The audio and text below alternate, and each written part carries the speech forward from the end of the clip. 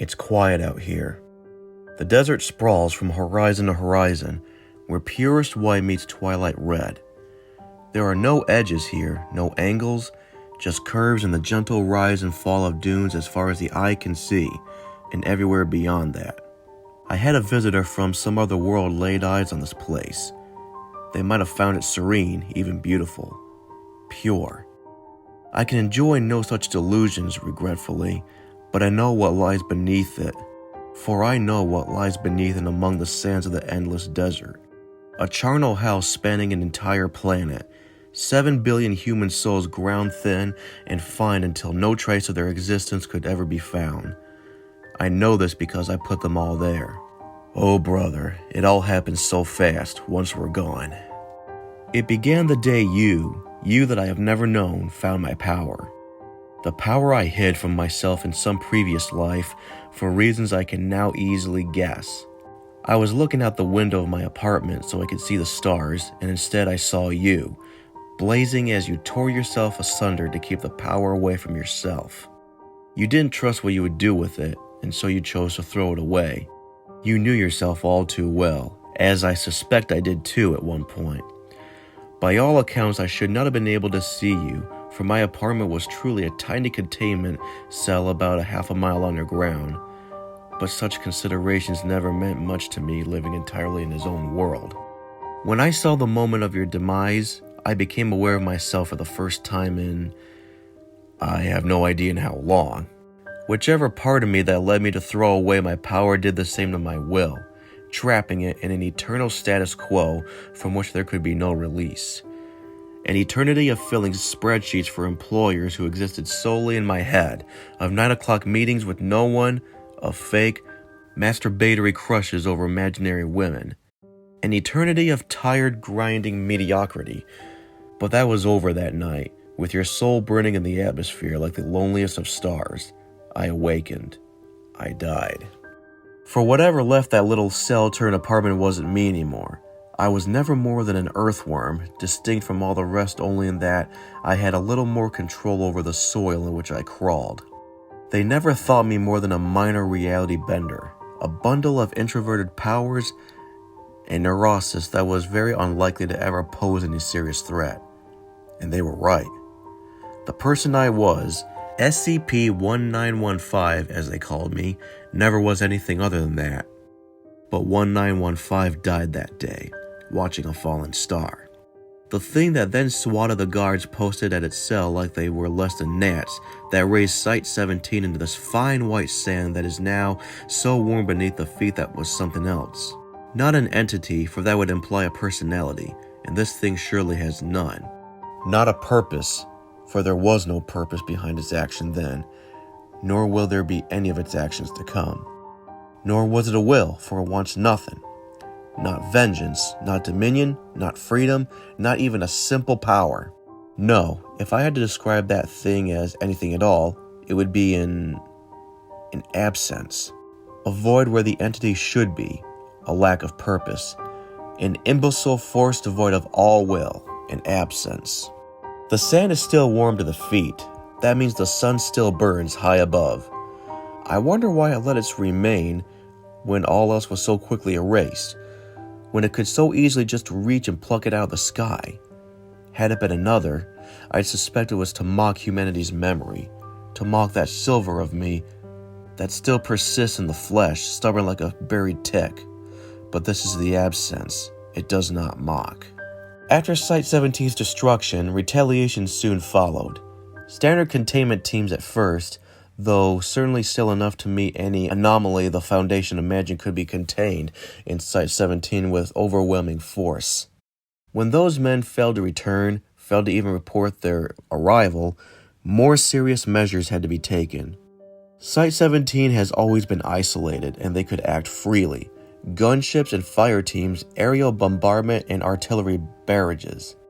The Foundation came down on what is still believed to be SCP-1915 like a fire god's fist, all heat and sound and bluster.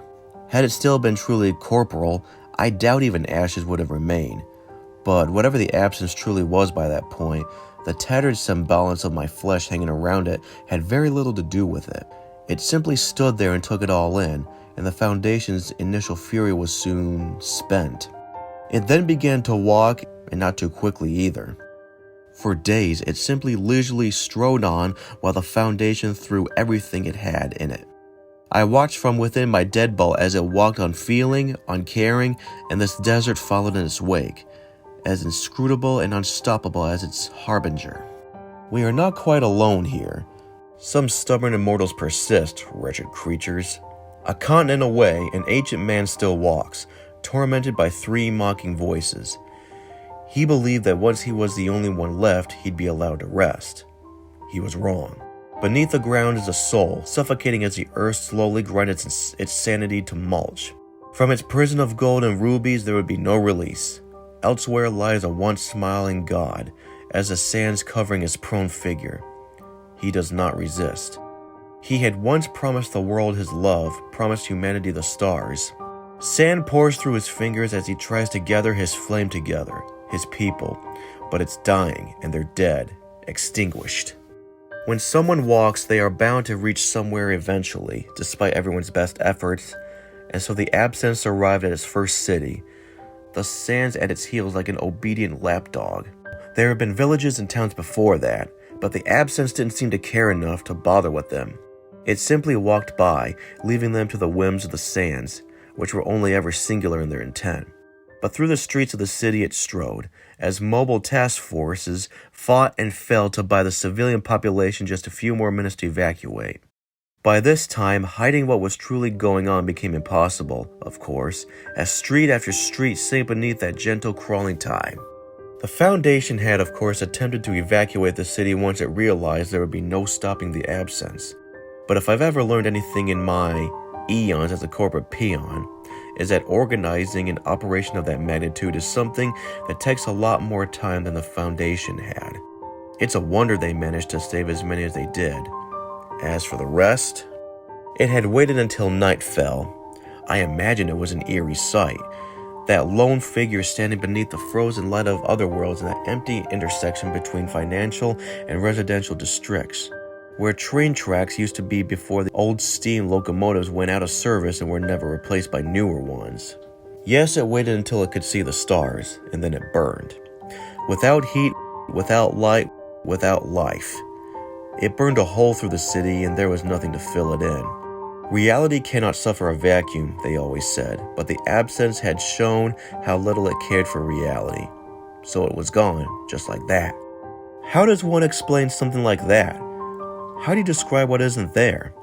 Where one moment was a city of 500,000, the next it wasn't. To the place it was even the sands wouldn't come. It was just a scar. It was nothing. It was then, I believe, that the Foundation realized it could not stand alone. The next few months of the absence's march saw them turn to the sometimes allies.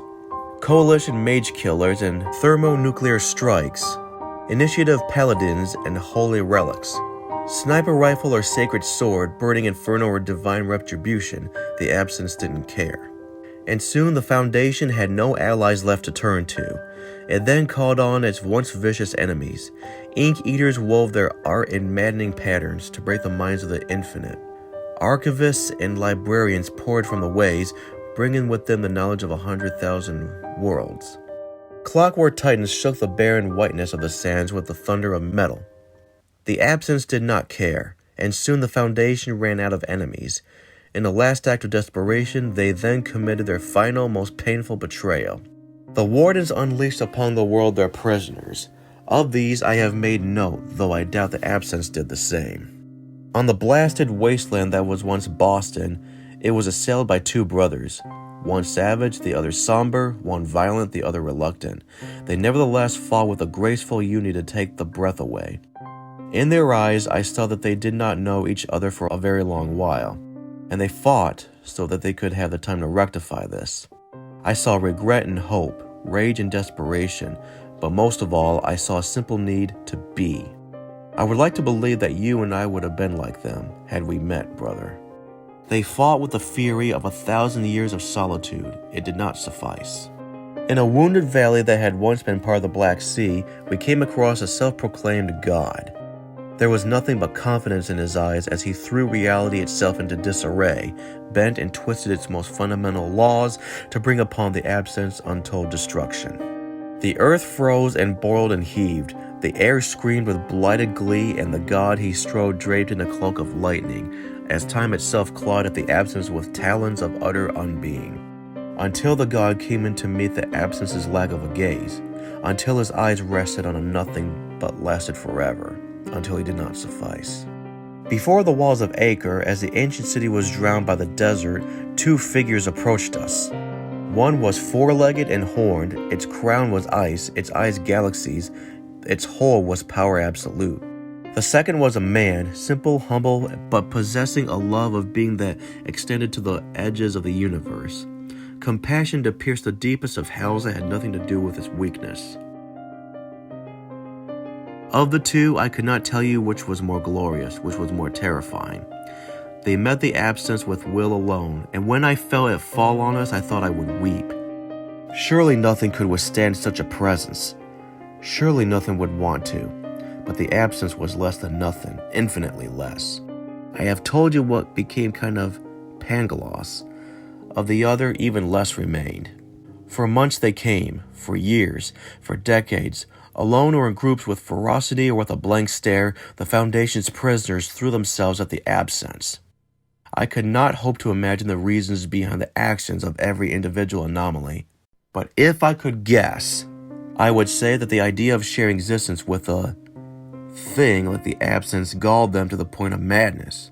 I don't blame them, but by the end, the prisons ran empty as the world dried up, as life was drained from it inch by inch and grain by grain, until only one city remained. I don't know by which power I was allowed to send my senses ahead of us, as the absence marched towards that tottering bastion which held in its quivering embrace the very last of humanity. As the sands around us buried the last of the trees that will ever grow in this land, I felt every tiny mote of life in that sad place like the flame of a cheap candle moments before the typhoon. In these moments, as twilight danced in lurid reds and oranges on ivory, I sensed them all. For you, brother, I witnessed. In a low, narrow room, a woman sat hunched at the foot of her even narrow bunk and couldn't bring herself to pray. She had lost her mother when she was but a babe, and though she was no longer young, her features still displayed all the violence of that incident. Her mother stood before the eater of children and did not budge, and when they both fell down, she sang still the praise of her Lord. She lost her father in the first days of the war against the absence, as the paladins marched with holy fervor in their eyes. Her father had been a believer, had always been a solid presence in her life, an anchor immovable by anything but regret. He had promised her he would be back. He did not mean to lie, but his God had forsaken him when it counted most, forsaken all of them. And now Naomi knelt at the foot of the ever-narrowing bunk and could not pray, so she cursed instead. Below, in a series of dank cellars, which might have at one point stored cheeses, a woman of about 40 tinkered with broken toys. When she was young, she made wonders, such wonders. In every line etched across her prematurely old face, I saw what could have been, had it not been for the absence, for me. In the dim light and the soft noise of rotting wood crumbling beneath calloused fingers, I saw the death of potential, the death of all possibility. Though Isabel was stubborn as she always was, she knew that this toy would be her last, just as well as she thought. After today, there would be none left to play with it. On the rooftop of the highest building still standing, an elderly man watched the world come to an end. He was once an agent of the Foundation, once one among 100,000, ready, prepared, and collected. His duty was to instruct new agents what was proper for an agent to do, how it was proper for an agent to think. And he had been very good at his job, since generally his recruits survived for long enough to thank him. But what was he now, he wondered, as he watched the sands pour over the paltry last night of defense that a few defiant fools erected the day before.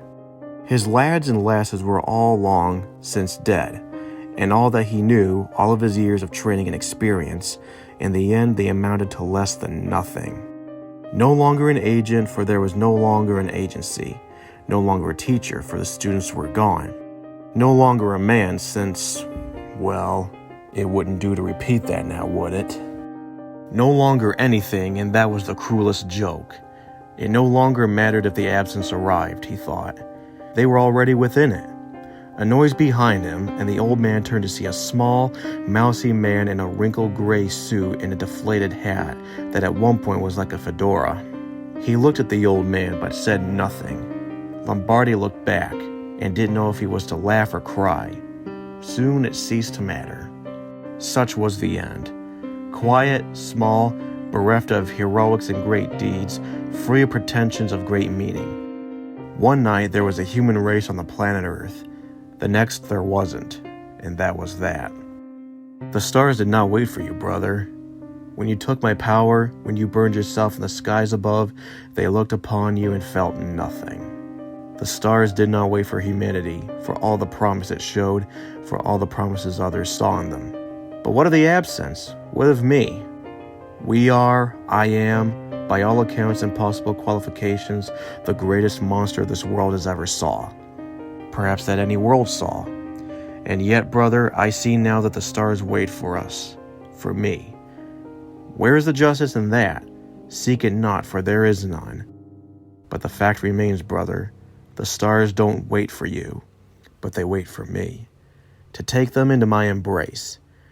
I suspect I shall not be long.